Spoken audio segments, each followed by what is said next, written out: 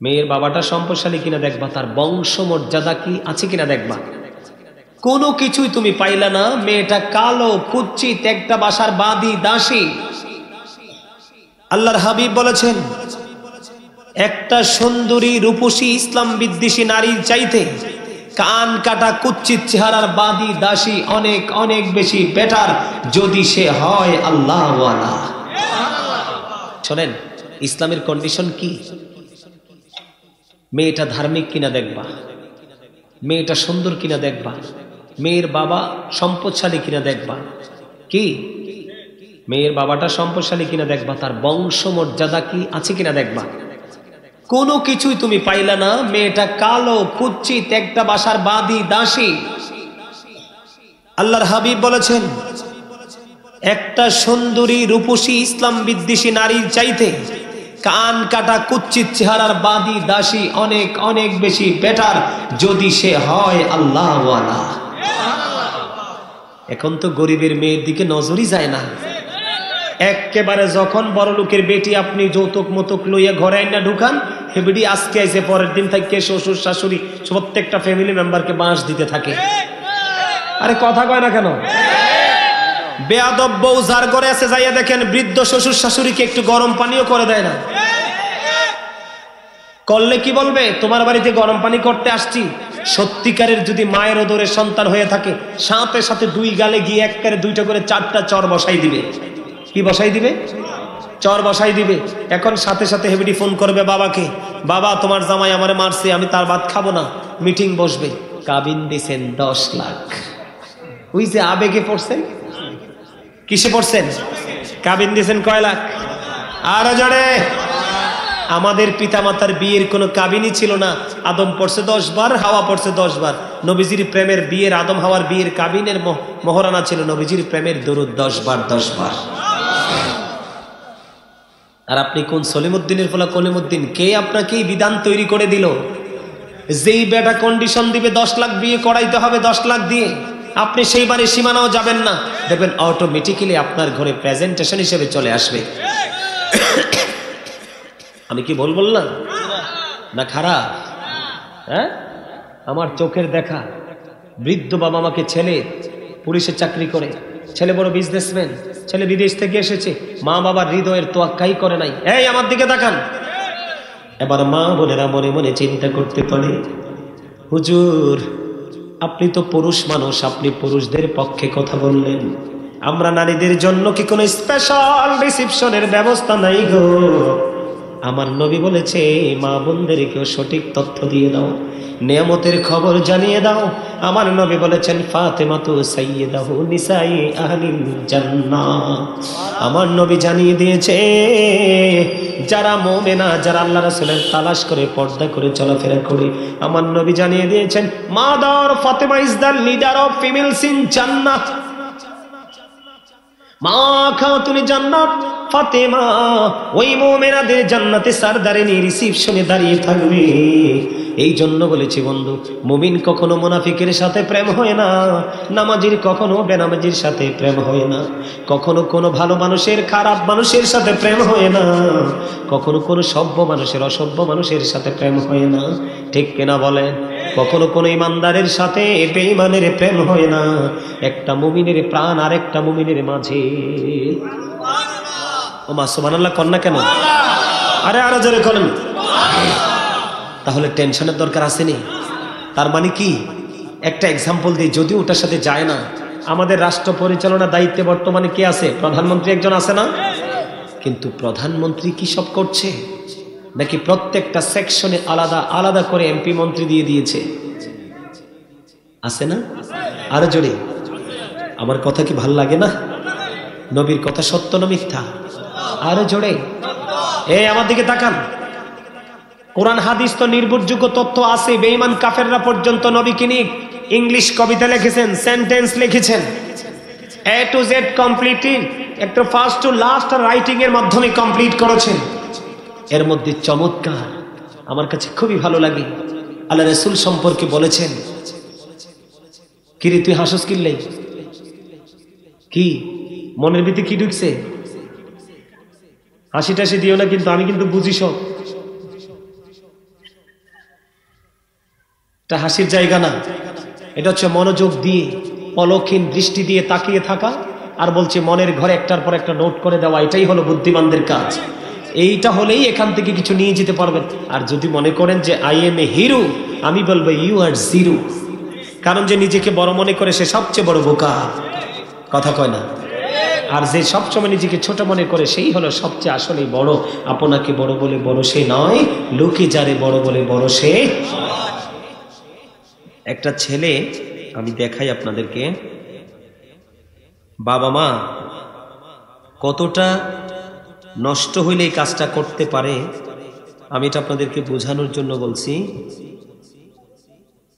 ছেলেটা আজকে নোয়াখালী থেকে আমার কাছে মেসেজ লিখছে যে হুজুর একটা কথা আছে, আমার মনে অনেক দুঃখ। কি দুঃখ? কয় হুজুর, দুঃখটা হলো আমি চাই না আমি যৌতুক নিয়ে বিয়ে করতে। কি করতে? আমি চাই না আমি যৌতুক নিয়ে বিয়ে করতে হুজুর, কিন্তু দুঃখজনক হলেও সত্য, আমার পিতামাতা বলছে আমাকে যৌতুক ছাড়া বিয়ে করবে না। এই যে দেখেন, আমি পড়ে শোনাই। আসসালামু আলাইকুম হুজুর, আমি নোয়াখালী থেকে বলছি। আমি চাইতেছি যে আমি যৌতুক ছাড়া বিয়ে করব, কিন্তু আমার মা বাবা তারা চাই যৌতুক নিয়ে বিয়ে করতে। এখন আমার করণীয় কি? আমি আপনাদেরকে বলছি, সম্মানিত উপস্থিতি, আল্লাহ রাসূল বলছেন, paradise of the child under the feet of the mother, ইন্নাল জান্নাতা তাহতা আকদামিল উম্মাহাতিকুম। তোমাদের মায়ের পায়ের নিচেই তোমাদের জান্নাত। কি? রাসূলকে প্রশ্ন করলো, রাসূল গো, আমার কাছ থেকে সবচেয়ে বেশি ভালো আচরণ পাওয়ার হক কার? আমার নবীজি বললেন, ক্বালা উম্মুকা, ইউর মাদার, তোমার মা। তারপরে বললেন, ক্বালা সুম্মা মান, তারপরে কে? নেক্সট কে? রাসূল আবার বললেন, ক্বালা উম্মুকা, ইউর মাদার, তোমার মা। আবার প্রশ্ন করলেন, ক্বালা সুম্মা মান, নেক্সট কে? তারপরে কে? রাসূল বললেন, ক্বালা উম্মুকা, তোমার মা, ইউর মাদার। আবার রাসূলকে প্রশ্ন করলেন, ক্বালা সুম্মা মান, তারপরে কে? রাসূল বললেন, ক্বালা আবুকা, ইউর ফাদার, তোমার বাবা। আল্লাহ বলেছেন, ওয়া'বুদুল্লাহ ওয়া লা তুশরিকু বিহি শাইয়্যান ওয়া বিল ওয়ালিদাইনি ইহসানা। তোমরা আল্লাহর সাথে কোনো কিছুকে শরীক করিও না, মা বাবাকে ভালোবাসতেই থাকো। কি করতে থাকো? কি করো? কথা বলেন। গোলামি কার করতে বলছি? আল্লাহ। কার? এরপরে বলছে আল্লাহর গোলামি করবা, কিন্তু আল্লাহর সাথে গোলামি করতে যে কাউকে শরীক। ওয়াবিল ওয়ালিদাইনি ইহসানা, মা বাবাকে ভালোবাসতেই। এখন এই মা বাবা যদি সিদ্ধান্ত নেয়, ছেলেটা কি করবে? সম্মানিত উপস্থিতি, মেয়েদের ক্ষেত্রে এই যে বাংলাদেশে যে একটা অপসংস্কৃতি প্রকাশিত হয়েছে, চলমান হয়ে গেছে, 10টা 20টায় গাড়ি নিয়ে যাওয়া, এটা শরীয়ত সম্মত নয়, ইসলামের বিপক্ষের অবস্থান নিয়েছি আমরা। আপনারা কেন বোঝেন না? একটা বাবা মেয়েটাকে কোলেপিঠে করে মানুষ করে সুশিক্ষা শিক্ষিত করে চিরদিনের জন্য আপনার ঘরে তুলে দিচ্ছে, এটাই আপনার জন্য বড় পাওয়া। মেয়ে তো নয়, মনে হয় যেন অভিশাপ। এটার জন্য প্রত্যেকটা বাবা মাকে জাহান্নামে যেতে হবে, প্রত্যেকটা ছেলের বাবা মাকে জাহান্নামে যেতে হবে। যৌতুকটা এতটা নিকৃষ্ট, প্রস্রাব লাগলে কি শরীর নাফাক হয় না? ঠিক ওই প্রস্রাবের চাইতেও আরো নিকৃষ্ট যৌতুক, টোটাল হারাম। কি কথা বলেন না কেন? টোটাল কি? এখন তো শিক্ষিত অসভ্য বের হইছে। কি শিক্ষিত অসভ্য? বলে হুজুর এরা কারা? এরা কিন্তু মাস্টার্স, অনার্স মাস্টার্স করা, বলো বলো ইউনিভার্সিটি থেকে গ্রাজুয়েশন করে আসছে। কিন্তু অসভ্য কেন বললাম? ওরা বলে আমি টাকা টোকা কিছু চাই না, রুমটা খালি আছে। আপনার মেয়ে আইসা খালি রুমে কেমনে থাকবো? তার মানে আমি আঙ্গুল দিয়ে খাইছি না, দাঁড়া দিয়ে খাইছি। কি দিয়ে খেয়েছি? আল্লাহ রাসূল বলেছেন, আমার দিকে তাকান, তোমরা যখন মেয়ে বিয়ে করাবে দলবল নিয়ে, তোমরা মেয়ের বাড়িতে দলবল নিয়ে তোমরা যেও না। অল্প কিছু সংখ্যক মানুষ সাক্ষী হিসাবে গিয়ে বিয়ে করিয়ে বউটাকে নিয়ে ঘরে চলে আসো, তাহলেই এই দাম্পত্য জীবনে নেমে আসবে আল্লাহ রাব্বুল আলামিনের রহমতের ছায়া। সুবহানাল্লাহ বলেন না? আল্লাহ রাসূল বলছে যৌতুক খাওয়া হারাম, আল্লাহ বলেছে হারাম। এখন এই ছেলেটার কি বাবা মার বিরুদ্ধে যাওয়া উচিত না? কথা বলেন না কেন? ফুলচিরাতের ফুলটা 30,000 বছরের রাস্তা হবে, চুলের চাইতে চিকন, হীরার চাইতে ধারালো হবে। নিচের দিক থেকে আগুন, উদিত অবস্থায় থাকবে রে, উপরের দিক থেকে নিচের দিকে আগুনটা ঝুলন্ত থাকবে, চুলের চাইতেও চিকন, হীরার চাইতে ধার। কেমন হবে রে সেই দিন পরিস্থিতিটা, মানুষের কি উপায় হবে?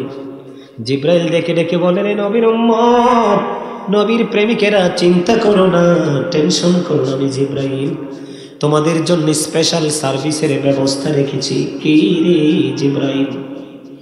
জিব্রাইল ডেকে ডেকে বলছে, যখন তুমি ফুলচেরাতের পোলের উপর পাটা বাড়াবে, আমি জিব্রাইল তোমাকে ফুলচেরাতের পোলটা পার করে দেব।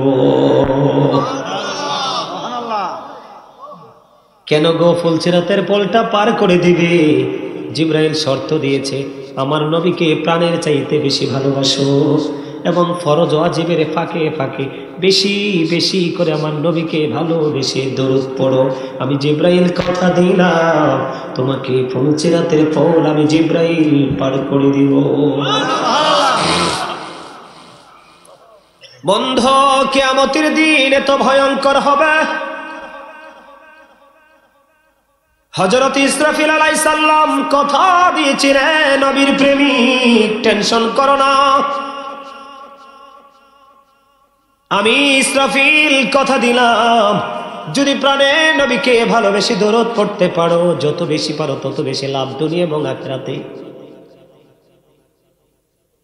আমি ইসরাফিল কথা দিলাম, তাৎক্ষণিকভাবে তোমার পক্ষ হয়ে সেজদায় পড়ে যাব, যতক্ষণ তোমার মুক্তির ফায়সালা না হবে আমি ইসরাফিল সেজদা থেকে মাথা তুলব না।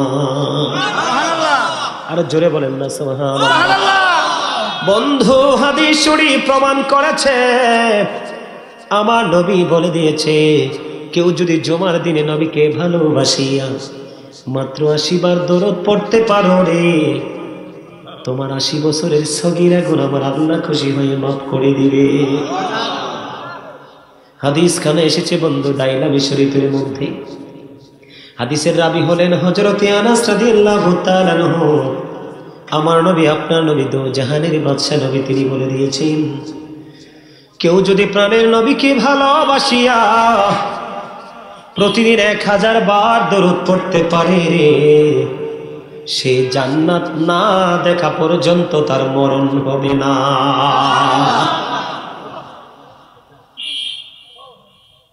তাহলে জাহান্নামী আর কোনো ভয় আসেনি, জাহান্নামে যাওয়ার সম্ভাবনা আসেনি। একাধিক গ্রন্থে বন্ধুর রিওয়ায়াতে হাদিসটা এসেছে, জনৈক ব্যক্তি এসে প্রশ্ন করলেন, নবী গো, কিয়ামত কখন হবে?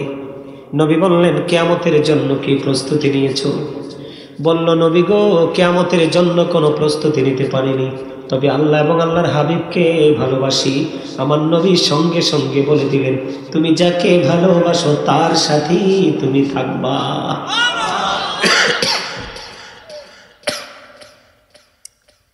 আমার কথা কি আপনাদের বুঝে আসে নাকি বিরক্ত লাগে? কার কার কাছে বিরক্ত লাগে হাত তোলেন। কারো কাছে বিরক্ত লাগে না? মাশাআল্লাহ, আলহামদুলিল্লাহ বলেন। আরে আরো জোরে, এখনো আলহামদুলিল্লাহ কয় না। আপনাদেরকে তো বুদ্ধিমান মানুষ যারা, তারা তো শুরু থেকে ওয়াজগুলো আমি করতেছি, আর বুদ্ধিমান মানুষ যারা, তারা হৃদয়ের খাতায় নোট করার কথা। এই দিক দিয়ে শুনবেন, ওদিক দিয়ে বের করে দেবেন। এই অশোনার চাইতে বাড়ি যে কম্বল মরিতে ঘুমান, যে শীত, খুব আরাম পাবেন। কি কি বালা কথা কইছি না? আরো জোরে। মুরব্বীরা কিন্তু যাবে না। যেখানেই গেছি শেষ পর্যন্ত 2-4টা যুবক পাইছি, কিন্তু মুরব্বীরা যে বসছে বসছে বসছে। এই জন্য আল্লাহ বলেছেন, দাড়ি পাকা মুরব্বীদেরকে আমি আল্লাহর জাহান্নামে দিতে শরম লাগে। যেই মুরব্বী পুরো জীবনটা আমি আল্লাহর তালাশ করতে করতে চুলগুলো দাড়িগুলো পাকিয়েছে, তার জন্য স্পেশাল রিসিপশন। জোরে জোরে কন্যা সুবহানাল্লাহ। তাদের নেতৃত্ব দিবে কি জানেন? তাদের নেতৃত্ব দিবে জান্নাতে হযরতে আবু বকর সিদ্দিক। ওমা সুবহানাল্লাহ বলতে পারেন না? এরে আরিফ, শান্ত, তোরা আমার একটু আবু বকরের জীবনে নিয়ে ওয়াজ করতাম, মনে করাই দিস, ভুললে গেলে। ওকে, আজকে আপনাদেরকে আলোচনা শিখাবো টপিকস আকারে, তখন আপনারা বুঝতে পারবেন। যুবকদের বলে, হুজুর মুরব্বীদের নেতা আছে জান্নাতে, আমাদের নাই। আরে আমাদেরও আছে, আমি বলিনি, রাসূল বলেছেন আল হাসান ওয়াল হুসাইন সাইয়্যিদা শাবাবি আহলিল জান্নাহ। রাসূল বলেছেন ইমাম Hasan and Hussain are the leader of younger people in জান্নাহ। আরে জোরে কয় না সুবহানাল্লাহ। আমার নবী বলেছে টেনশন করো না, যৌবনকালে আমল করো, শুধু কি করো?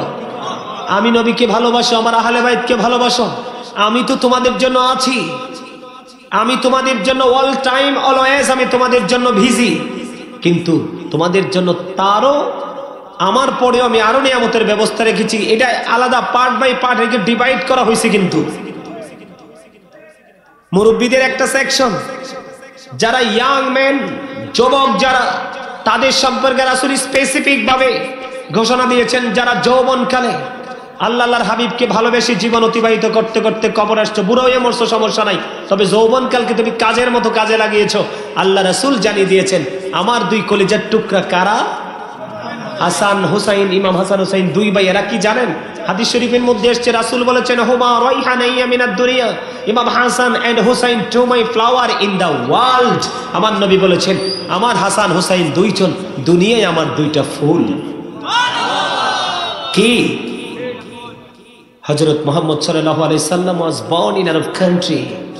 His father's name was Abdullah. His mother's name was Amina. His father said died before he was born. He lost his mother in his childhood. He was very truthful. Sure sure Allahu Akbar. আমার নবী ছিলেন শ্রেষ্ঠ সত্যবাদী। এই জন্য আল্লাহ বলেছেন আকুলু কাওলান সাদিদা। আল্লাহ বলেছেন সে the right thing, সত্য কথা বলো, সঠিক কথা বলো। আওয়াজ তোলে বলেন আল্লাহু আকবার। আরে আরো জোরে বলেন আল্লাহু আকবার। আজকে মাহফিলের পক্ষে কে কে দুই হাত তুলে দেখান তো। আল্লাহু আকবার। ইয়া রাসূলুল্লাহ, ইয়া পাক পাঞ্জাতা, ইয়া আলী। আর বলতে হবে না।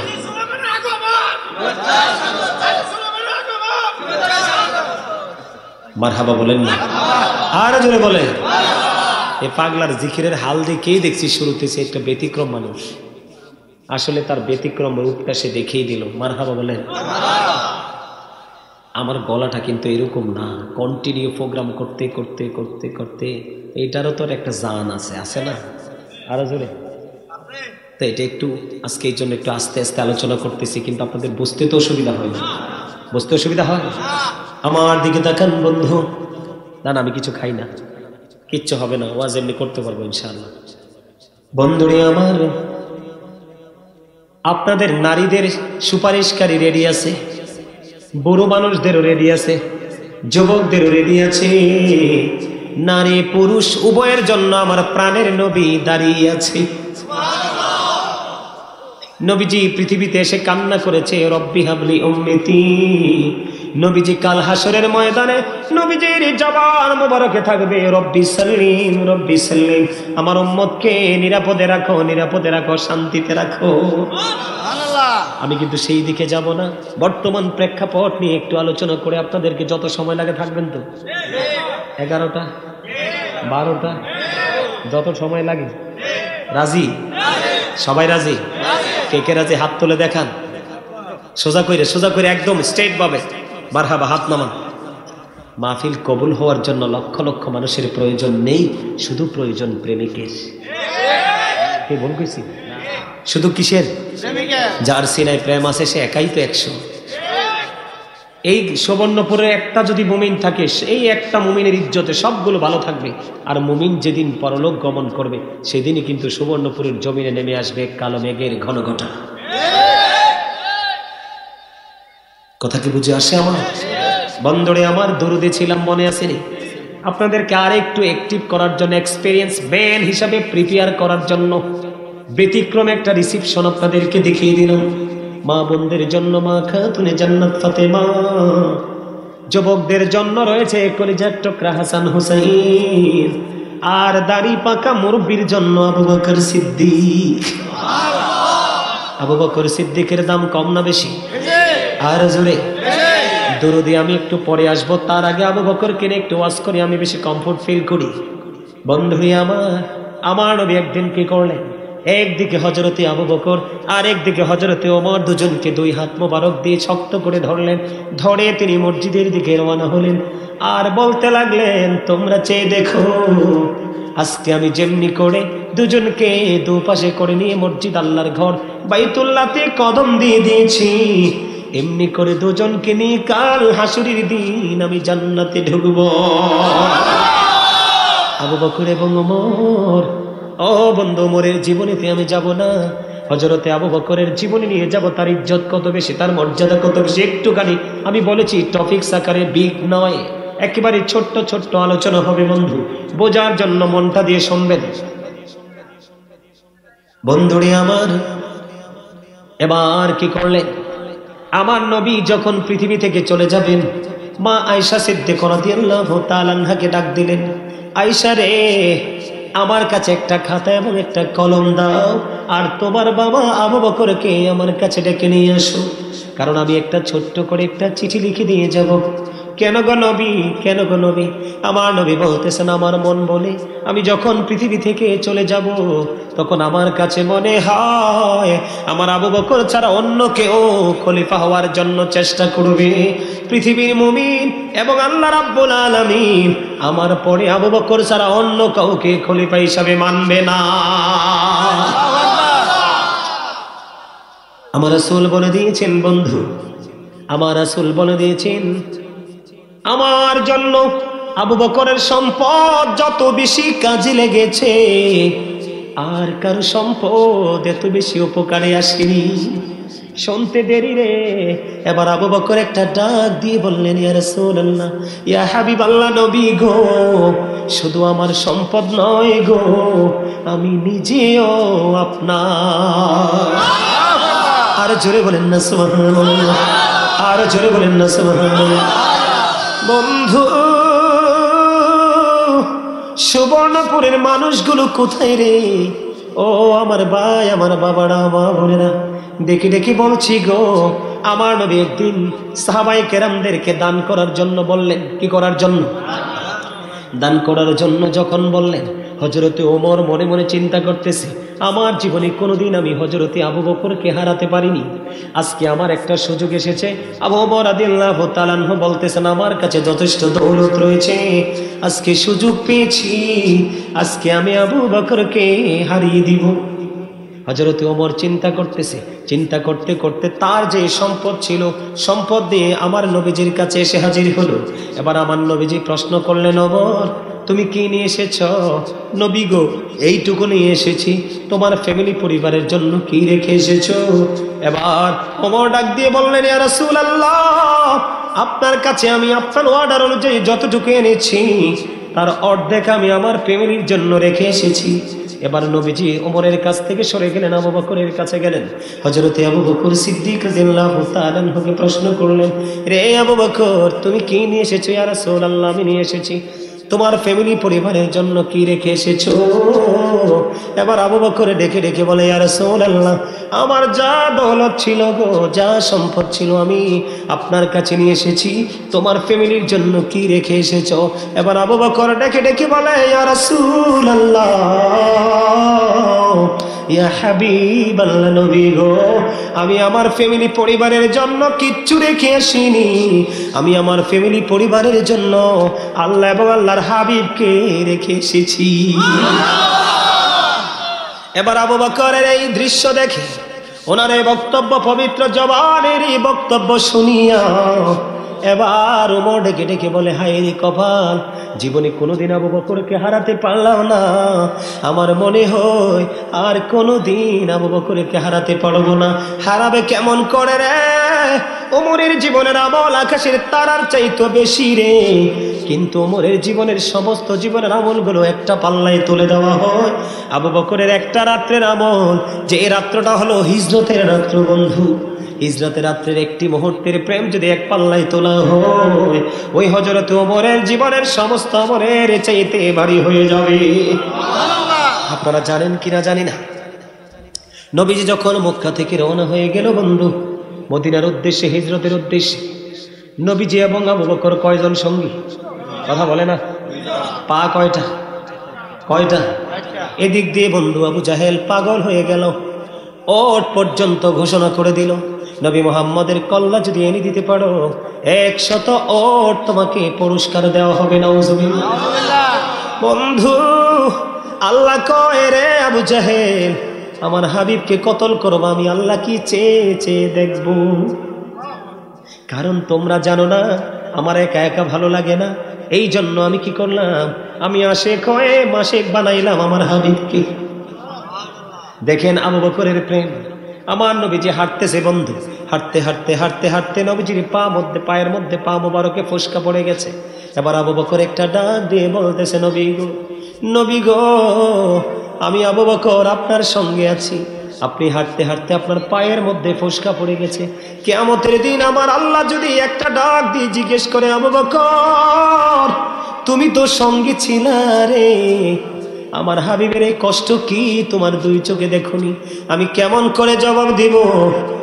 বন্ধু নবীজিকে ডাক দিয়ে বললেন, নবী গো আপনি আমার কাঁধে চড়ুন, আমি আপনাকে কাঁধে করে নিয়ে যাব। বন্ধু সমস্ত দুশ্মন বাহিনী নবীজিকে খোঁজার জন্য পাগল হয়ে গেল। যাইতে যাইতে যাইতে যাইতে গুহার কিনারায় যখন ধার প্রান্তে গেল, ওখানে যাইয়া দেখে রে, এতক্ষণ কিন্তু বিশেষজ্ঞ ছিল তৎকালীন সময়, তার নামটা আমি এই মুহূর্তে ভুলে গেছি, তবে অনলাইন আলোচনায় আছে, আপনারা দেখে নেবেন। বিশেষজ্ঞ নিয়ে আসলেন নবীজির কদম এবং আবু বকরের কদমকে চিহ্নিত করার জন্য। যাইতে যাইতে যাইতে যাইতে নবীজির ওই যে সরু পর্বতের মধ্যে নবীজি ঢুকলেন। ওখানে যাওয়ার পরে দেখেন 4টা পাও না 2টা পা। কয় পা? 2 পা। তার কারণ এটা আল্লাহ রাব্বুল আলামিনের প্রেম। ওই যে জালেমদের সকল জালিয়াতিকে আল্লাহ রাব্বুল আলামিন ব্যর্থ করে দিবে, এটাই হলো উদ্দেশ্য। এবার গবেষক এসে দেখে নবী মুহাম্মদের কদমের ছাপ তো নাই, কোথাও উধাও হয়ে গেছে। তারপরেও কিন্তু এই যে সরু পর্বতের মধ্যে গুহার মধ্যে নবী এবং আবু বকর সবাই কিন্তু আলোচনা শুনতেছে। মনটা দিয়ে শুনবেন, একটু বুঝাই আপনাদেরকে। বন্ধুরে আমার, ওই গুহার মুখের মধ্যে বন্ধু পাহাড়ি কবুতর বাসা বানাইল। নবীজি ঢুকলো কিছুক্ষণ আগে, ওই বাসা বানাইয়া ডিম পারল রে। ডিম পেরে ডিম কবুতর মিলে তা দিচ্ছে। নবীর দুশ্মনেরা চাইয়া দেখে কি আশ্চর্য ব্যাপার, পুরনো একটা পাখির বাসা, যদি এটার মধ্যে থাকে তাহলে তো বাসা থাকার কথা না। বন্ধুরে আমার, আপনাদেরকে মজার খবর দেই, এই যে আরবের মরুতে আপনারা মদিনায় গেলে দেখবেন, মক্কায় গেলে দেখবেন বন্ধু কত সুন্দর লাগে কবুতর, ঝাঁকে ঝাঁকে কবুতর। এই কবুতরের উৎপত্তি স্থল কোথায় রে? ওই এই কবুতরগুলো হলো যারা হিজরতের রাস্তায় যেই 2টা কবুতর বন্ধু ওই গুহার মুখের মধ্যে বাসা বলে ডিম পেরেছিল, ওই কবুতরগুলোর বংশধরে আজকে মদিনা দাবিয়ে বেড়াচ্ছে, মক্কা দাবিয়ে বেড়াচ্ছে। বন্ধু এটা এতটাই পবিত্র, জোরে জোরে কন্যা সুবহানাল্লাহ। এরে সুবর্ণপুরের মানুষ, হৃদয়গুলো তোমাদের পাথর, এই পাথরের মতো হৃদয় তোমাদেরকে জাহান্নামে পৌঁছে দিয়ে ক্ষান্ত হবে, তার আগে নয়। বন্ধুরে আমার, এদিক দিয়ে দেখেন মাকড়সা দেখবেন সহজে মানুষে মারে না, মারেনি।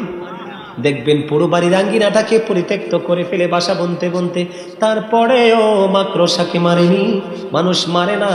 কারণ তার প্রতি ইমানদারের একটা যথেষ্ট ভালোবাসা রয়েছে, কারণ ওই মুখের মধ্যেই ছিল মাকড়সা জাল বনে দিয়েছিল, আর এই জালটা একেবারে পাখি বালু দিয়ে পুরাতন করে দিয়েছিল। জোরে জোরে সুবহানাল্লাহ। সবচেয়ে বড় মজার খবর হলো, এই গুহার মধ্যে আমার নবীজির মাথা মোবারক আবু বকরের উপর রেখে একটু তন্দ্রা চলে আসলো। আবু বকরের গায়ের জামা ছিঁড়ে ছিঁড়ে ছিঁড়ে ছিঁড়ে সবগুলো সাপের গর্ত বন্ধ করে দিল। একটা গর্ত বাকি রয়েছে, ফিল আপ করার কিছু নেই। তখন আবু বকরের পাটা দিল গর্তের মুখটার দিকে লাগিয়ে গর্তের মুখটা বন্ধ করে দিল। বন্ধ করে দিতে দেরি, এদিক দিয়ে নবীজির ঘুম চলে আসলো, আর ওই দিক দিয়ে আবু বকরের পায়ের মধ্যে বিষাক্ত সাপ সবল মারলো। সবল মারতে দেরি রে, আবু বকরের পুরো শরীরটা সাপের বিষে কালো হয়ে গেছে, কম্পন আরম্ভ হয়ে গেছে। নবীজি ঘুমায়, বিষের যন্ত্রণায় ছটফট করছে, তারপরেও আমার নবীর ঘুম ভাঙায় না। এটা হলো নবীর ভালোবাসা। বন্ধুরে আমার, এবার যখন আবু বকরের চোখ দিয়ে যখন পানি পড়লো আমার নবীজির পবিত্র চেহারা মোবারকে, নবীজির ঘুম ভেঙে গেল। আর ঘুম ভেঙে যাওয়ার পরে সাপের ধ্বংসনের জায়গা নবীজির থুতু মোবারক লাগাইয়া দিল। তাৎক্ষণিকভাবে বন্ধু সাপের বিষ ধ্বংস হয়ে যায়। আরে জোরে বলুন না সুবহানাল্লাহ। এখানে সবচেয়ে বড় চিন্তার জায়গা হলো, ভাবার জায়গা হলো, গবেষণার জায়গা হলো, নবীজির সঙ্গী আবু বকর এটাকে সাপ জানে না। হযরত আলী তিনি বলেছে, ইসলামের চতুর্থ খলিফা যাকে বলেছেন নবী, আমার নবী যাকে বলেছেন I am a city of education, the gate of that city is Ali. আমার নবী বলেছেন আনা মাদিনাতুল ইলমি ওয়া আলিউন বাবুহা। আমার নবী বলেছেন আমি হলাম শিক্ষার শহর, আমার আলী হলো সেই শহরের দরজা। তোমরা যদি ইলম অর্জন করতে চাও অবশ্যই মাস্ট বি আমার আলীর কাছে চলে যেতে হবে। বন্ধু আমি বোঝানোর জন্য বলছি, মনটা দিয়ে শুনুন। হযরতে আলী বলতেছেন আমি নবীর সঙ্গে সফর সঙ্গী হলাম মক্কা। যখন আমি পথ অতিক্রম করতেছিলাম হঠাৎ করে আমি চাইয়া দেখলাম পদদলিত হচ্ছে পাথর খণ্ডগুলো, ছোট্ট ছোট্ট পাথরের টুকরোগুলো। আমি নিজে কানে শুনেছি মাটি থেকে পাথর আর দুপাশ থেকে গাছপালা তরলতা আমার নবীকে সালাম দিয়েছে। কি দিয়েছে? বন্ধুরি আমার মনটা দিয়ে শুনুন তো, যদি পাথর নবীকে চিনে তাহলে সাপ চিনে কিনা? এই বিশ্বাস আমাদের আছে না নাই? এবার আসে না বন্ধু, সাপটা আবু বকরের পায়ে সবল মারার কারণটা কি, রহস্যটা কি? বন্ধু সবল মারার কারণ হলো সাপটা যেদিন আবু বকরের পায়ে সবল মেরেছিল ওই দিন পর্যন্ত এই গর্তের মধ্যে বসবাসের বয়স হলো 1500 বছর। কত শত বছর?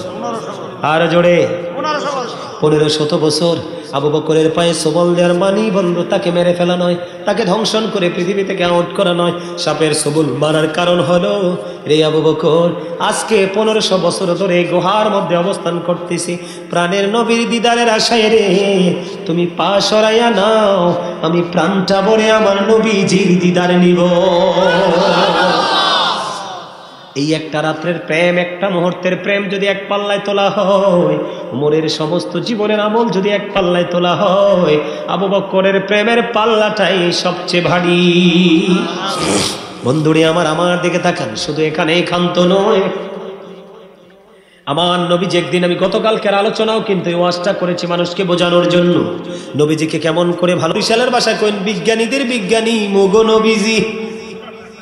মারহাবা কর না, হুজুর বহুত খুশি হব যদি বরিশালিয়া ভাষায় গজল রাখুন, কারণ আমাদের তো সব জেলায় টোটালি বাংলাদেশ সফর শেষ। তো দেশের বাংলাদেশ সফর শেষে দেশের বাহিরেও কয়েকটা দেশ আল্লাহ নিজের চোখে দেখার সুযোগ করে দিয়েছেন। দেখছি আল্লাহ দেখাইছে, এটা কেন জানেন? নবীর প্রেমের কারণে। কার কারণে? আপনিও নবীর প্রেমিক হন, আপনার মর্যাদাও নবীর সাথে যুক্ত হওয়ার কারণে বেড়ে যাবে। যেমনটি ভারে একটা এক্সাম্পল দিব, এক্সাম্পলটা আমি এমনটি দেই, যেমন আপনি একজন বাংলাদেশের আওয়ামী লীগের বড় নেতা অথবা বিএনপির বড় নেতা অথবা জাতীয় পার্টির বড় নেতা, আপনি আপনার নেতাকে সংবর্ধনা দিবেন কি দিয়ে? ওমা সালাকা শুধু কি দিয়ে দিবেন? এখন ফুল দিয়ে দিলে কিন্তু পারফেক্ট হবে, কিন্তু আমাদের বাড়ির আঙ্গিনা অনেক সময় দেখা যায় না, যেই জায়গায় মানুষের পায়ের ছাপ লাগে না এই জায়গায় কিন্তু একটি দুবা আছে, আমরা বলি লত্য দুবা, একবারে লোকাল ভাষা লদ দুবা, যেটা একবারে মানে একেবারে সুন্দর দেখা যায়, সবগুলো ঘাসের চাইতে এটা আমার কাছে খুবই স্মার্ট লাগে, লাগে না? এগুলো যতই স্মার্ট হোক এগুলো দিয়ে কি সংবর্ধনা দেওয়া যাবে? কথা বললেন, বোঝানোর জন্য বলছি, দেয়া যাবে? যাবে না। এখন যদি আপনি বুদ্ধি করেন, বুদ্ধিটা কি? গাছ থেকে তাজা দুটো গোলাপ ফুল ডাল সব ভাঙলেন, এখন বানতে হবে না? কি করতে হবে? বানতে হবে। আপনি কোনো কিছু না দিয়ে সুন্দর দুবাটাকে আপনি কাজে লাগাইতে ইচ্ছে করতেছেন, মন চাইতেছে, তখন আপনি মাঠ থেকে দুইটা ডুবো ছিঁড়ে আপনি দুইটা ফুলের ডাঁটে ভালো করে পেঁচিয়ে টপের মধ্যে যখন গেঁথে আপনার নেতার কার্যালয়ে নিয়ে যাবেন, নিচে দিয়ে ফুলের টপ, উপরে তাজা গোলাপ, মাঝখানে একেবারে নিম্ন শ্রেণীর দুবা যেটার কোনো কোয়ালিটি নাই, সেটাকে আপনি পেঁচিয়ে দেওয়ার কারণে নিচে টপ, উপরে দুবা, উপরে ফুল, মাঝখানে দুবা। দুবার ইজ্জত বেড়ে কিন্তু কোথায় চলে গেল? সর্বোচ্চ পরিবেশে চলে গেল। আমি কেন বুঝাইলাম আপনাদেরকে কথাটা?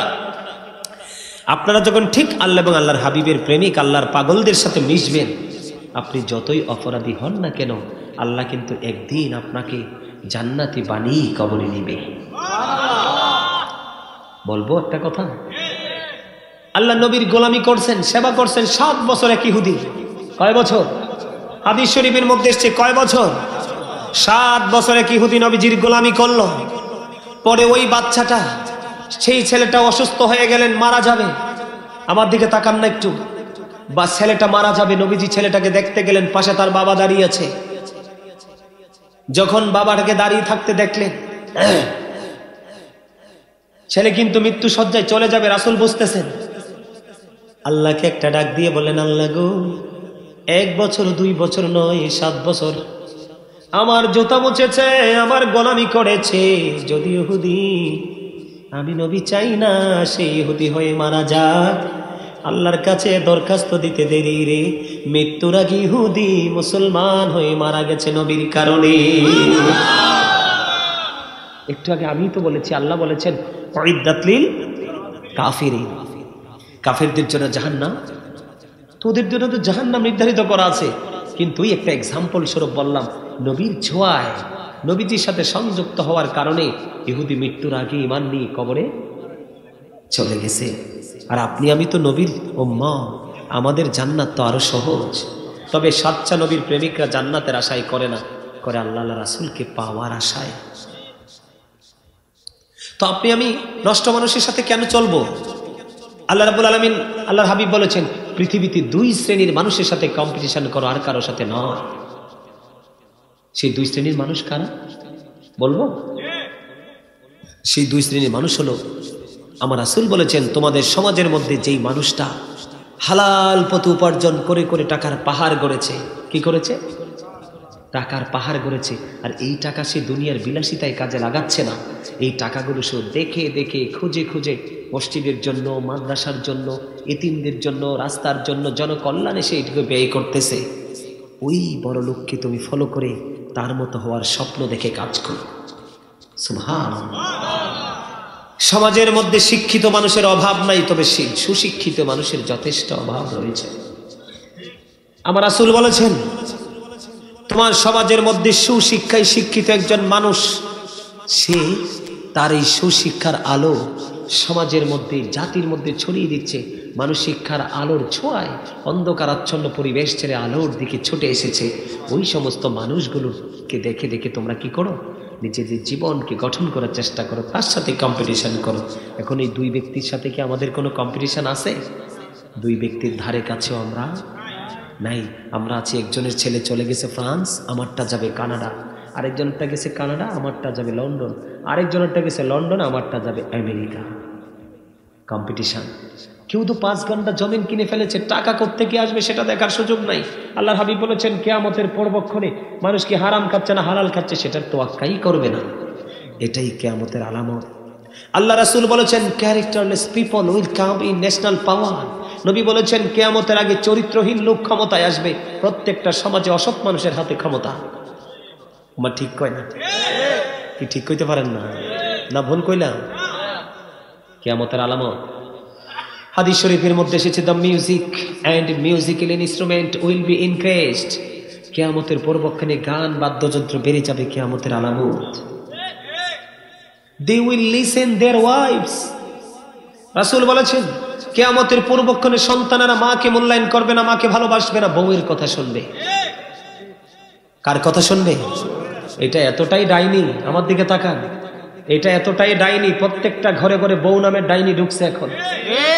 বিয়ের পরই বাবা মা ভাই বোন থেকে ডিভাইড, পুরো আলাদা। না ভুল বলছি? শোনেন, যতই বউয়ের পিছনে পিছনে দৌড়ান, বউয়ের পায়ের নিচে জান্নাত নাই, বরংস বউয়ের জান্নাত আপনার পায়ের নিচে। বউয়ের জান্নাত কোথায়? The wives under the feet of the husband. স্বামীর পায়ের নিচে স্ত্রীর জান্নাত। তার মানে কি হুজুর পায়ের নিচে করলে জান্নাত পাবে? না। অনেক বোকা আছে আমাদেরকে এরকম প্রশ্ন করে, ওবা ওয়াজ একটা মনে হয়েছে তো আরেকটা। এই মোবাইলটা বের করি আপনাদেরকে দেখাই আমরা কত প্রেসারে থাকি। আমি আরেকটা ওয়াজ মনে হয়েছে, ওয়াজ করতে করতে এতক্ষণ তো কল রিসিভ করতে করতে আইসি, এখন পর্যন্ত 24টা ঢুকছে কল। কয়টা ঢুকছে? শান্ত কয়টা ঢুকছে? মোটামুটি 24টা ঢুকছে, আরো থাকলে আরো ঢুকবো ইনশাআল্লাহ। আমি আপনাদেরকে একটা জিনিস দেখাই, হাসি খুশি ভাবে আপনাদেরকে কথাগুলো বলছি, যেন আপনাদের মোড়টা যেন নষ্ট না হয়। আসলে কিন্তু আমার কষ্ট হচ্ছে, এই জায়গাটা আমার সবচেয়ে জীবন দেহের সবচেয়ে প্রিয় জায়গা। এই জায়গাটা আল্লাহ যেন ভালো করে দে, আমিন কর।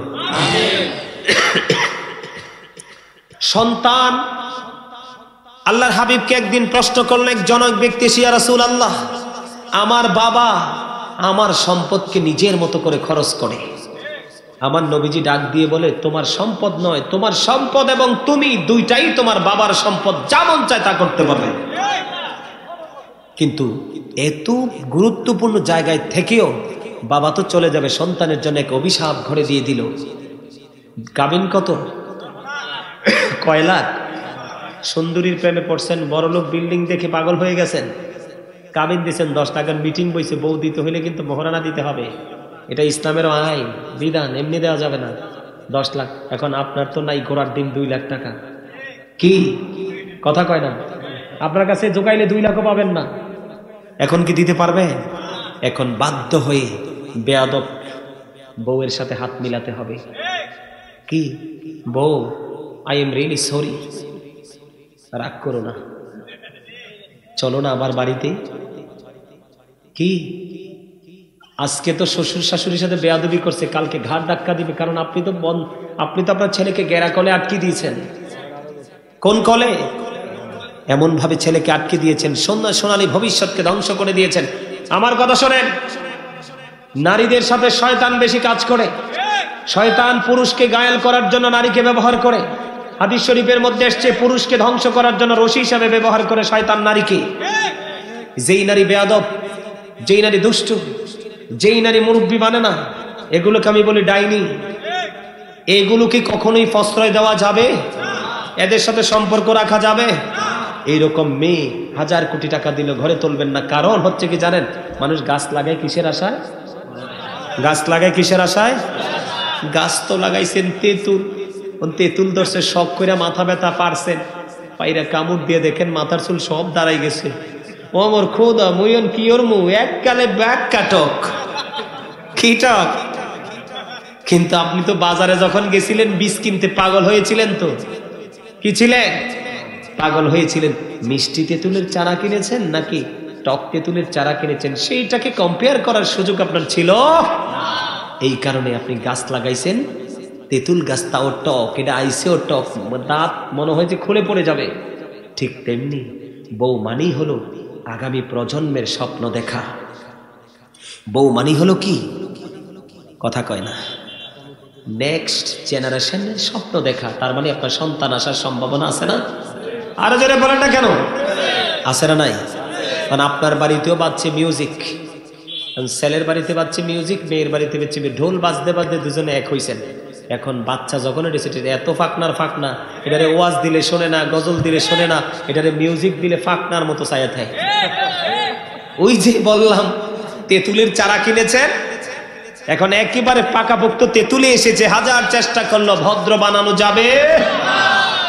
ঘরে ঘরে ধ্বংসস্তূপে পরিণত হয়েছে একমাত্র নারী। আবার সেই নারীর মধ্যেই আছে এমন নারী যার আলোতে শুধু ঘর নয়, তার পুরো বাড়ি, তারপরে মহল্লা আলোকিত। এই প্রত্যেকটা বাবা ছেলের ক্ষেত্রে ভদ্র মেয়ে খোঁজেন। একটা বার নিজের বিবেককে প্রশ্ন করেন, আপনার মেয়েকে কি আপনি ভদ্র বানিয়েছেন কিনা?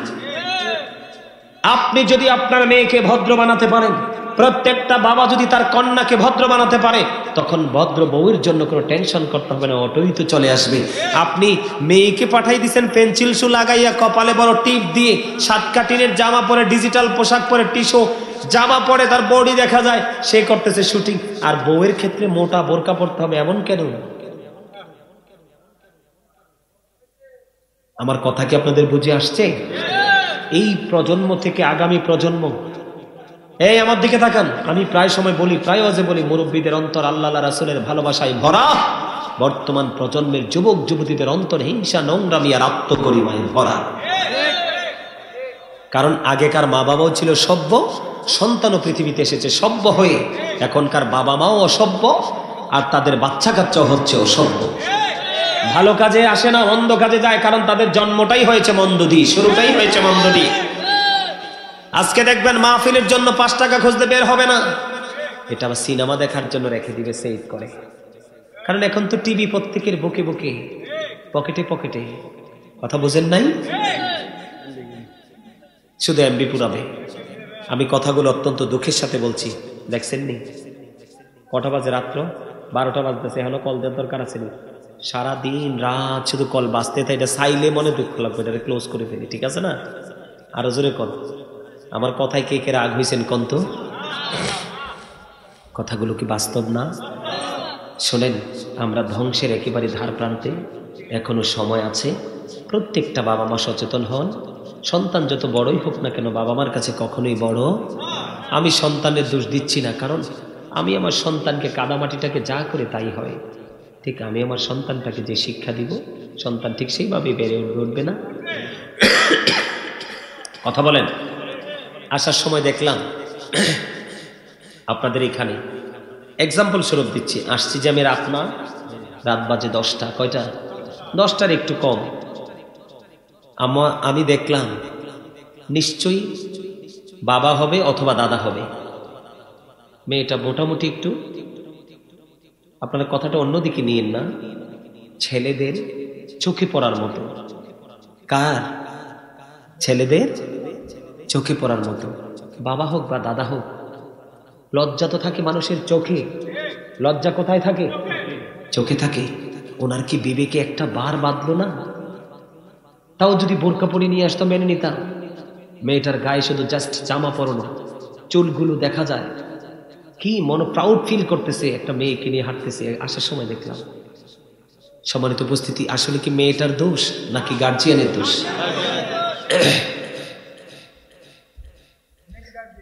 শোনেন, আমি বলি, প্রত্যেকটা ভাই যদি তার বোনকে কন্ট্রোল করে, প্রত্যেকটা বাবা যদি তার মেয়েকে কন্ট্রোল করে, প্রত্যেকটা স্বামী যদি তার স্ত্রীকে কন্ট্রোল করে, আমাদের এই বাংলাদেশ হবে এক অন্যরকম বাংলাদেশ। আচ্ছা, আপনারা বলেন, এখানে বিশেষ করে যুবক যারা, যুবকদেরকে বলছি, এটা হাসির কথা বলছি না, তোমরা বোঝার চেষ্টা করো।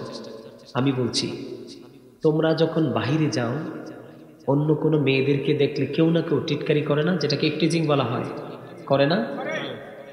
তখন যদি তুমি এই জায়গাটা থেকে একটা চিন্তা করো যে এই মেয়েটাকে দেখে যেমন একটা ছেলে ট্রিট করেছে, আমার বোনটাও যখন এইভাবে আসবে আরেকটা ছেলে এইভাবেই ট্রিট করবে।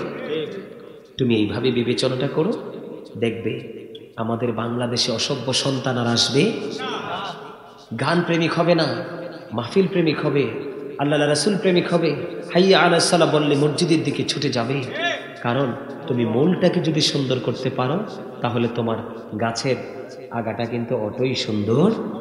সম্মানিত উপস্থিতি, অনেক কথা বলেছি, কষ্ট পাবেন না। যেই কথাগুলো বলতেছিলাম, আগামী বছর মাহফিলটা হোক, আপনারা কি চান? সবাই হৃদয় থেকে চান? সবাই চাইলে সবাই আসতেও হবে, বসতেও হবে, বুদ্ধিও দিতে হবে। পাশাপাশি এগুলো করতে টাকা লাগে। আজকে যে আমি আসছি, আমার তো টাকা দিতে হইব, হাত দিয়ে দিতে হইব না? লাগবে না? তো এগুলো করতে হলে টাকা লাগবে। আপনারা সবাইকে আর্থিকভাবে যোগান দিতে রাজি? এই যে সাইফুল মামা, আমার মামু ডাকতাম, উনি কিন্তু ওনার ফুফুর বাড়িতে থাকতেন। এসএসসি কিন্তু ওনার ফুফুর বাড়ি থেকে, আমাদের ফকিরবাজার আলিয়া থেকে। যখন আমাদের বাড়ি তার পূর্ব পাশে, ম্যাক্সিমাম সময় কিন্তু আমরা একসাথে সময় পেলে আসতাম। আমার কিন্তু সারাক্ষণ প্রাইভেট নিয়ে ব্যস্ত থাকতাম। তো ওনাকে কেন এক্সাম্পল হিসেবে আনলাম আপনাদের সামনে? আমাদের পাহাড়পুর কেন্দ্রীয় মসজিদ মাঠে যখন মাহফিল হয়, আপনার মনে আছে? কোনো কিছুই কিন্তু মাহফিল কমিটি দিতে হয় না, বরং অবশিষ্ট আরো থাকে। আমাদের ওই এলাকার মানুষের মধ্যে মনে হয় যে অন্যরকম এক ভালোবাসা কাজ করত। কে কি দিবে? কেউ আদা, কেউ রসুন, কেউ আস্তা গরু, কেউ টাকা, কেউ আবার একজন বক্তার হাদিয়া। এটা কেন বললাম জানেন? সেই সময়টা কিন্তু এখন আর নাই। সেই সময়টা এখন আর কেন নাই জানেন? আমার দিকে তাকান। এই কারণে নাই, কারণ ওই আমলের যারা যুবক ছিল, তাদের পিতামাতার কাছ থেকে ইসলাম প্রেম শিখেছে। এই আমলের যুবকরা কিন্তু মা বাবাকে তোয়াক্কাই করে না, আর মা বাবাও শুরু থেকে তাদেরকে ওইভাবে গড়ে তোলার চেষ্টাও করে নাই। ঠিক না? ঠিক। এই জন্য কিন্তু আজকে সমাজ বদলে গেছে। আপনি যখন যাই দেন, আপনি যখন দিবেন, আপনারটা দেখে দেখে আপনার ছেলে, আপনার নাতি শিখবে। আপনি চলে যাওয়ার পরেও কিন্তু আপনার জন্য তারা দান। সম্মানিত উপস্থিতি, আমি আপনাদেরকে ছোট্ট একটা হাদিস শরীফ শোনাই। এই যে দেখছেন না, অগ্রহণ মাসে বৃষ্টি হয়েছে না? এই যে আপনারা তো আমার মামার দেশের মানুষ হিসাবে সবাই হন মামা। একদম বাস্তব কথা যেটা। আপনারা যারা মুরব্বীরা আছেন, তারা বলুন তো, এই অগ্রহণ মাসে কি আপনারা বৃষ্টি দেখছেন? আমিও যখন ছোট ছিলাম দেখছি ধান কেটে মানুষ জমিনে শোয়াই দিত, একসাথে ধান এবং ক্ষেত দুটাই শুকাইতো। গবাদি পশুর খাবারটাও ইনটেক, মানুষের খাবারটাও। এই বছর এই বৃষ্টির মধ্যেও কিন্তু আমাদের প্রোগ্রাম বন্ধ, এই ঝড় তুফানেও কিন্তু আমাদের প্রোগ্রাম হয়েছে, জানেননি? এই বছর এত প্রবল বৃষ্টি, মুষলধারে বৃষ্টি চারপাশে। প্যান্ডেলে তো সুন্দর করেছে, বাইরে যে বৃষ্টি হচ্ছে বোঝারই কোনো উপায় নাই, এত সুন্দর করে সাজিয়েছে তারা। আমি দেখেছি এত সুন্দর জমিনে ধান হয়েছে, কিন্তু বৃষ্টি বাতাসে সব মাটির থেকে ফ্লাট করে দিয়েছে। মানুষের খাবারও শেষ, পশুর খাবারও। বাংলাদেশের মানুষের অর্থনৈতিকভাবে সবচেয়ে বড় যোগানদাতা হলো গরু। কি? The cow is useful animal, ঠিক না? হ্যাঁ, এটাকে আমরা বেশি বেশি করে ইউজ করি না? এটা আমাদের জন্য কি অনেক বেশি উপকারী জন্তু না? আজকে যে এই ক্ষতিটা হলো, আমার মা ওই দিন বলছে, বাবারে যাদের 10-12টা গরু আছে ওদের কি হবে, ওরা কি খাইয়ে পালবে? আমি মা, এটার জন্য আপনি টেনশন করে লাভ নাই। আমি আমাকে যত ভালোবাসি তার চেয়ে অনেক অনেক গুণে বেশি ভালোবাসেন আমার আল্লাহ, কারণ আমাকে তো বানাইছে তিনি, তাও বানাইছে অত্যন্ত ভালোবেসে বানাইছে। আসমানের চেয়ে সুন্দর, জমিনের চেয়ে সুন্দর, চাঁদের চেয়ে সুন্দর, তারকার চেয়ে সুন্দর। আপনি আমি কোনো কিছু সুন্দর বানাইলে আপনার দৃষ্টিতে এত সুন্দর লাগে, আল্লাহ আমাদেরকে তার চেয়ে বেশি সুন্দর করে বানিয়েছে। কিন্তু এই মানুষগুলোর এই অভিশাপের কারণ কি? ওই যে বলেছিলাম একটু আগে, এটার জন্য আল্লাহ দায়ী না, আমি নিজেই। যেমন আপনাদেরকে আমি একটা এক্সাম্পল দিই, বাড়ির আঙ্গিনে কি পেয়ারা কি পাকাইয়া খাইতে পারেন? এখন একটু পাকার আগেই পোকা। কি খাইতে যাইয়া কামড় দিয়েছেন, কামড় দিয়ে নিজেই খেয়েছেন ধোকা নাকি? কি অনেক আশা করে দাদারে আর পাকা পেয়ারা খাওয়াইতে পারবেন না তো, কারণ এটা প্রচলিত হয়ে গেছে। ছোট্ট বড়ুই, আমরা যখন প্রাইমারি স্কুলে যাইতাম আশেপাশে বড়ুই গাছ থাকতো, দেখতাম এক সপ্তাহ আগের বড়ুই এক সাইড ফাইকা, একবার ফাইটটা নষ্ট হয়ে গেছে, আরেক সাইড কামড় দেখিতাম, পোকা টোকা থাকতো না। আর এখন মাটিতে পড়তে হয় না, গাছের আগাই পোকা। তার মানে কি জানেন? মানে হলো, আমি আপনাদেরকে হাদিস শরীফটা শোনাই। হাদিস শরীফটা হলো, এক ব্যক্তি পাহাড়ের উপর দিয়ে হেঁটে যাচ্ছে, যাওয়ার সময় হঠাৎ করে দেখলেন আকাশ থেকে একটা আওয়াজ আসছে, গাইবী আওয়াজ। আওয়াজটা কি? অমুকের জমিনে পানি দাও। কি দাও? অমুকের জমিনে পানি দাও।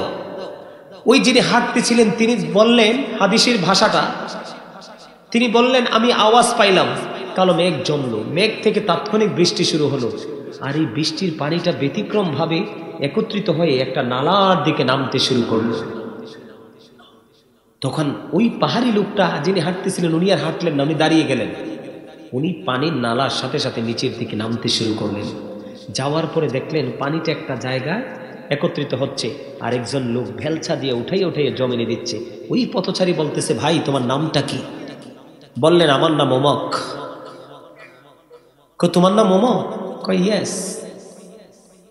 তখন তিনি আশ্চর্য হয়ে গেলেন, ওনাকে প্রশ্ন করলেন, ভাই তোমার জীবনে কি আমল করেছো যে আমি নিজে কানে শুনেছি তোমার নাম নিয়ে বলা হয়েছে, আকাশ থেকে একটা আওয়াজ আসলো, অমুকের জমিনে পানি দাও, সাথে সাথে বৃষ্টি শুরু হলো। কি আশ্চর্য, অদ্ভুত। তখন ওই ব্যক্তি বললেন, আমার সবচেয়ে বড় আমল হলো, আমার এই মাঠের মধ্যে যখন ফসলটা হয়, কি হয়? ফসলটা হওয়ার পরে আমি 3 ভাগ করি। কয় ভাগ? 1 ভাগ আমি আল্লাহর রাস্তায় কুরবানি করে দিই, আরেক ভাগ আমি বীজ বপনের জন্য মজুদ করে রাখি, আর আরেকটা ভাগ আমি আমার ফ্যামিলির চাহিদা মেটানোর জন্য রাখি। এর মধ্যে বোঝার জায়গা হলো, প্রথম ভাগটাই তিনি আল্লাহর কাজে ব্যয় করে দেন। আর আপনি আমি এতটাই নাফরমান, মানুষ যদি বলে তোমার জমিনে ভালো ধান হয়েছে, এত রাগ করে মুখটা একবারে কালো করে ফেলে, ঠিক না? না ভুল বললাম? আবার বলে কি, অমুকের ছেলেটা মনে হয় ভালোই কামাই করে অল্প দিনে বাড়িতে একটা বিল্ডিং করে ফেলেছে। আরে না, আমি কতখানতে টাকা আনছি। স্বীকারই করে না, কৃতজ্ঞতা। আল্লাহ বলেছেন, ওয়াশকুরুলি ওয়ালা তাকফুরুন, তোমরা আমার প্রতি কৃতজ্ঞ হও, অকৃতজ্ঞ। ম্যাক্সিমাম মুসলমান নারী পুরুষ অকৃতজ্ঞ। আর কত বাহানায় যে সুদ খায়, যদি কয় লাভ দেবো, কয় দুলাভাইয়ের কটা টাকা আছে, ঠিক না? ঠিক। মহিলাও তো সিটার বাড়ি গেছে, মিয়া বাংলাদেশের আনাচে কানাচে। জামাইটা থাকে বিদেশ, ছেলে একটা চাকরি করে, টাকাগুলা জায়দে জমাই রাখে।